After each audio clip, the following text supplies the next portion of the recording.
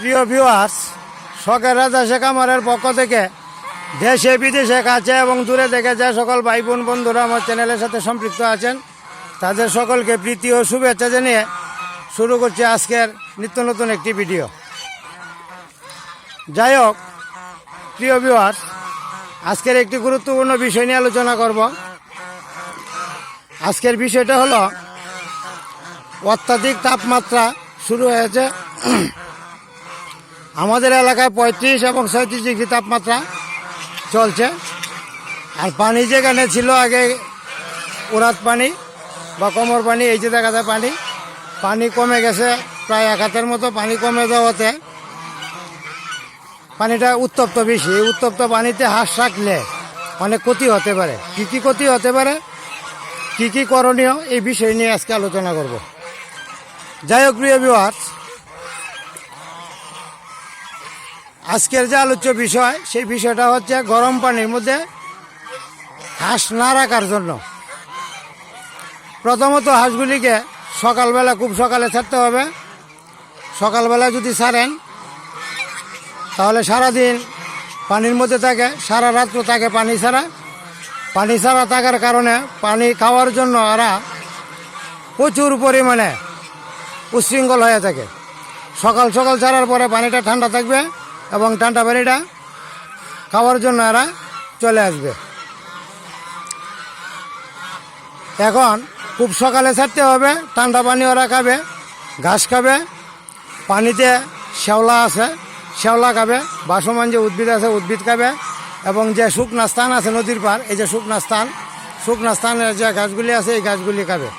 কচুরি বানা থাকলে কচুরি বানা খাবে। দুপুর সময় 10টা 11টার পরেই পানি উত্তপ্ত হয়ে যায়। আর পানি উত্তপ্ত হয়ে গেলেই হাঁসগুলিকে অবশ্যই গরম পানিতে রাখা যাবে না। যেখানে বেশি পানি আছে, নদী আছে বা গভীর পানি আছে, ওইখানে হাঁসগুলিকে রাখতে হবে। ওইখানে ওরা গরম পানিটার মধ্যে ওরা লাফালাফি বা ঝাপটাঝাপটি করে। ঝাপটাঝাপটি করার পর উপরে গরম পানিটা নিচে চলে যাবে, অর্থাৎ পানি উলট পালট হয়।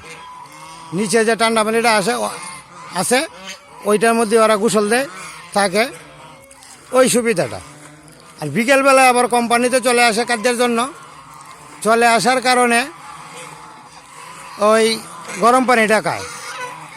রাত্রিবেলায় এই গরম পানিটা খাওয়ার পরে ওরা শ্বাস প্রশ্বাস নিতে গিয়ে অনেকটা কষ্ট হইতে পারে, সমস্যা হইতে পারে। এই যে মিটিংয়ের জন্য চলে যাইতেছে, এই যে মিটিং করবে এই দুইটা আছে মিটিং করবে। যাই হোক প্রিয় ভিউয়ার্স,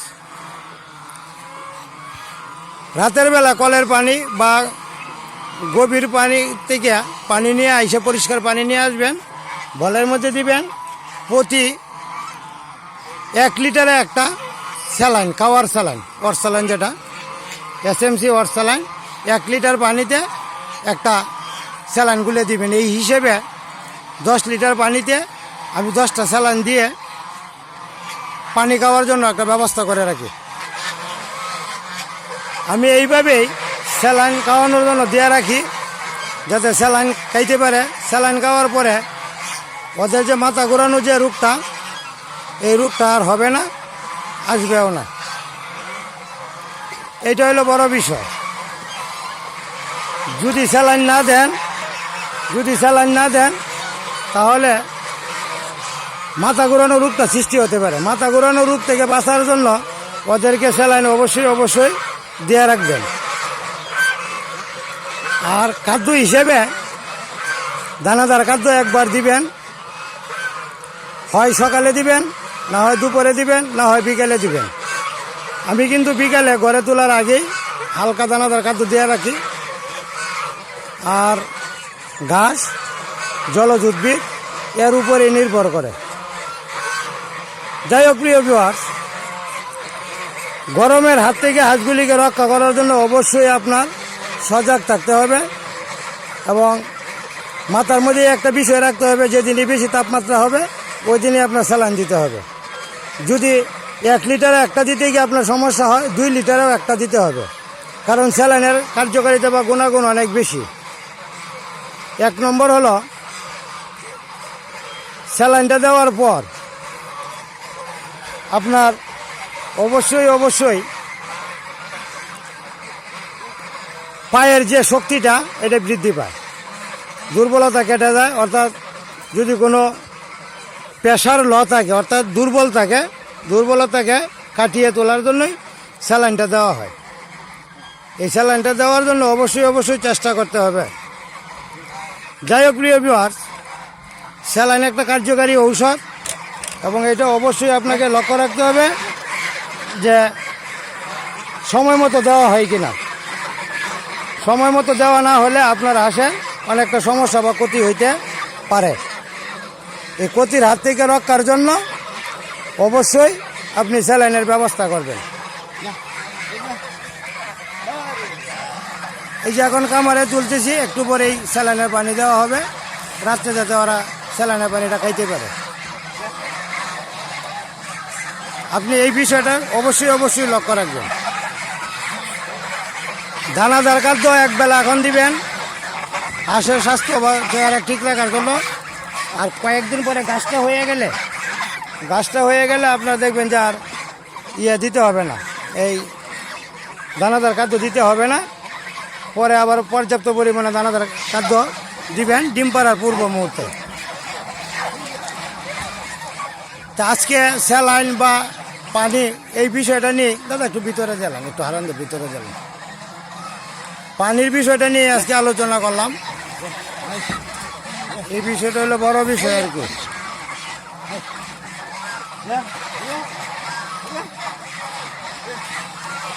যাই হোক প্রিয় ভিউয়ার্স, কথা বলতে অনেক কথাই বলে ফেললাম। গরমের মধ্যে আপনারা অবশ্যই লক্ষ্য রাখবেন যাতে তাপমাত্রা বেশি হইলেই বা গরম বেশি হইলেই বা পানি গরম হইলেই বা উত্তপ্ত হইলেই স্যালাইনের ব্যবস্থা করা। আর অনেকে আমাকে প্রশ্ন করেন হাঁসের পাখা ঝুলে গেলে কি করণীয়। পাখা যদি ঝুলে যায় তাহলে আপনার থায়ামিন দিতে হবে। থায়ামিন দিবেন একদিন পর থায়ামিন খাওয়ালেই আপনার পাক যেটা ঝুলে যায় ওইটা আর ঝুলবে না। যাই হোক প্রিয় ভিউয়ার, কথা বলতে অনেক কথা বললাম। আজকের ভিডিও এখানেই সমাপ্তি করলাম। ধন্যবাদ সবাইকে, ভালো থাকবেন, সুস্থ থাকবেন। আবারও কথা হবে পরবর্তী ভিডিওতে।